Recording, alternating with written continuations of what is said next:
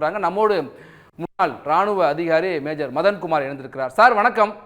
பாகிஸ்தானுக்கு ஆபரேஷன் சிந்தூர் மூலமாக இந்தியா கொடுத்த அடியில் 30,000 கோடி வரை பெரும் இழப்பு ஏற்பட்டிருக்குன்னு சொல்றாங்க. நீங்க அண்மையில் ஒரு பதிவில் அது 65,000 கோடியாக இருக்கும் என்று சொல்லியிருந்தீங்க. எப்படி இதை கணக்கிட்டுருக்கீங்க? இப்படி சேதத்தை சந்தித்திருந்தாலும் அந்த ராணுவ தளபதிக்கு ஃபீல்டு மார்ஷல் உச்சபட்ச பதவியை கொடுத்திருக்காங்களே ஏன்? வணக்கம் சார், வணக்கம். இப்போ அந்த 65,000 கோடி எஸ்டிமேட் அப்படின்றது நம்மளுடைய ஒரு முன்னாள் விமானப்படை அதிகாரி, ஒரு மிகப்பெரிய எக்ஸ்பர்ட். அவர் நமக்கு ஓப்பன் சோர்ஸ்ல கிடைக்கக்கூடிய இன்ஃபர்மேஷன், அதாவது நமக்கு வெளி தகவல்கள் வரக்கூடிய தகவல்கள், எந்தெந்த விமானங்களை பாகிஸ்தான் இழந்திருக்கு, என்னென்ன மாதிரியான ராணுவ தளவாடங்களை இழந்திருக்கு அப்படின்றத ஒரு கணக்கு போட்டு அதற்கு உண்டான விலை எவ்வளோ அப்படின்றதையும் ஒரு டீட்டெயிலாக அறிக்கையா போட்டு ஒரு 8 பக்க ஆய்வு அறிக்கை அது. அதன்படி பாத்தீங்க அப்படின்னா கிட்டத்தட்ட $4 பில்லியன் அதிகமான இழப்பை வந்து பாகிஸ்தான் சந்திச்சிருக்கு. ஸோ அவங்க நாட்டு பண மதிப்பு படி இது கிட்டத்தட்ட 60,000 கோடி பாகிஸ்தான் ரூபாய், அந்த 60 65,000 கோடி ரூபாய் அதுக்கான மதிப்பு வருது. அதை தான் நான் வந்து என்னுடைய சேனல்லையுமே ஹைலைட் பண்ணி சொல்லியிருந்தேன்.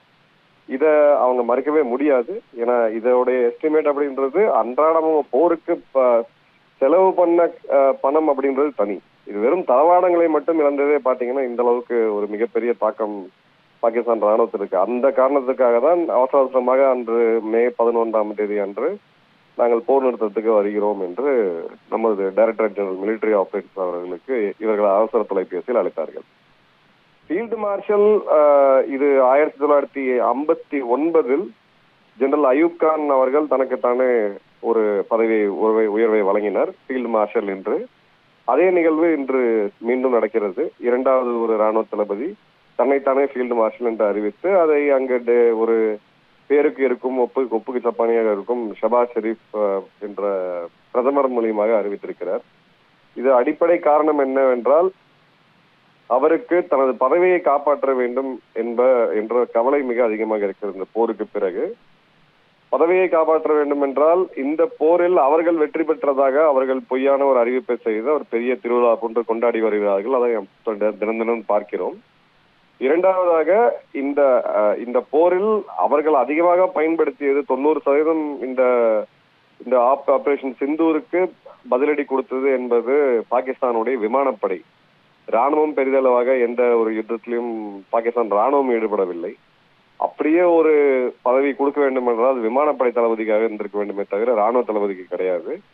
பட் விமானப்படை தளபதி தன்னை மிஞ்சிவிடக் கூடாது, ஸோ இவர்களையெல்லாம் கட்டுக்குள் வைக்கக்கூடிய அளவுக்கு ஒரு 5 ஸ்டார் ஜெனரல் அந்தஸ்து தனக்கு வேண்டும் என்று தனது பதவியை உறுதி செய்வதற்காக அசிம் முனீர் தனக்குத்தானே கொடுத்த பட்டம் தான் ஃபீல்டு மார்ஷல்.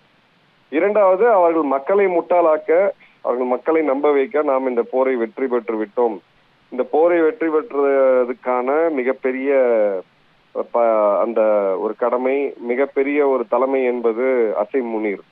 இது வரலாற்று பதிவிலும் அவர்கள் கொண்டு வர வேண்டும்.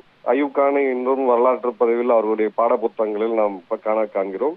அதே போன்று வரக்கூடிய காலங்களில் அந்த மக்களை இன்னும் முட்டாளாக்க அசிம் முனீர் என்ற ராணுவ தளபதி மிகப்பெரிய ஒரு யுத்தத்தை இந்தியாவுக்கு எதிராக வெற்றி பெற்றார். அதன் காரணமாக அவருக்கு ஃபீல்டு மார்ஷல் என்ற அந்தஸ்து வழங்கப்பட்டது என்பதை குறிப்பிட இந்த காரியத்தை அவர் செய்திருக்கிறார்கள்.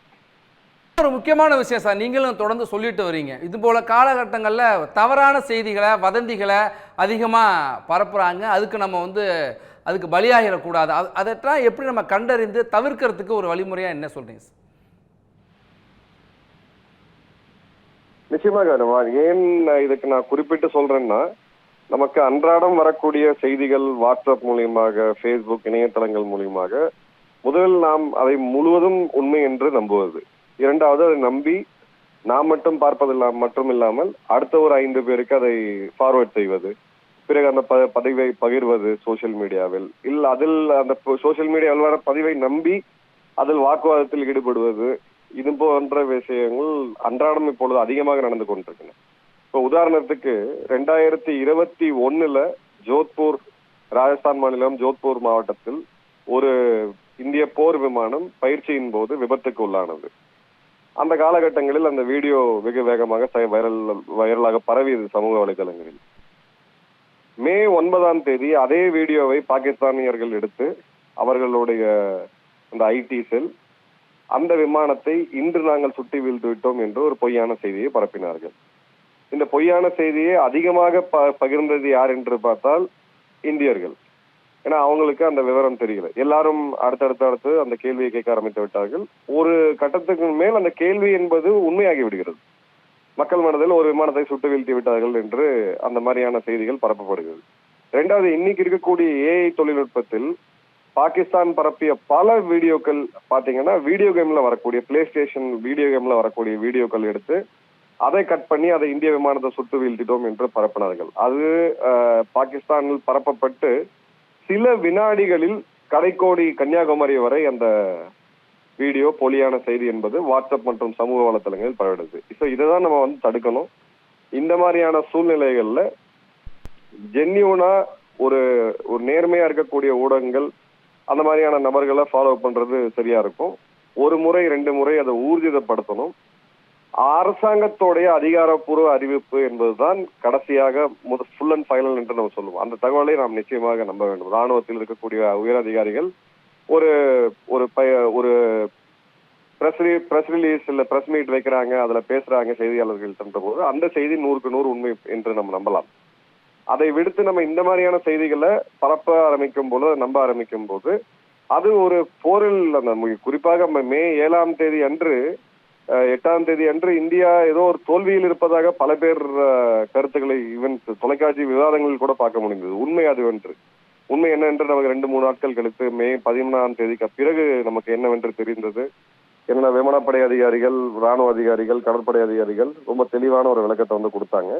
அதனால இந்த இன்ஃபர்மேஷன் வார்ஃபேர்ல மக்கள் தான் ஆயுதம், நாம தான் இதுல ஆயுதம். நம்ம கையில இருக்கக்கூடிய அலைபேசி தான் இதுல இருக்கக்கூடிய ஆயுதம். ஸோ அந்த இடத்துல இந்தியர்கள் மிக மிக கவனமாக இருக்க வேண்டும். வாட்ஸ்அப்ல வர எதையுமே நம்பாதீங்க அப்படின்னு தான் நான் சொல்லுவேன். ஏன்னா இப்ப கூகுளோடைய புது ஏஐ தொழில்நுட்பத்துல நீங்க அதுல பண்ணக்கூடிய வீடியோக்களை பாத்தீங்கன்னா அதுல உண்மை எது பொய் எதுன்றது யாராலையுமே கண்டுபிடிக்க முடியாது. ஸோ இனி வாட்ஸ்அப்ல வரக்கூடிய வீடியோக்கள் போட்டோக்களை தயவு செய்து நம்பாதீங்க என்பதுதான் என்னோட ஒரு தாழ்மையான கருத்து. நன்றி சார், உங்களுடைய கருத்துக்களை பகிர்ந்து கொண்டமைக்கு.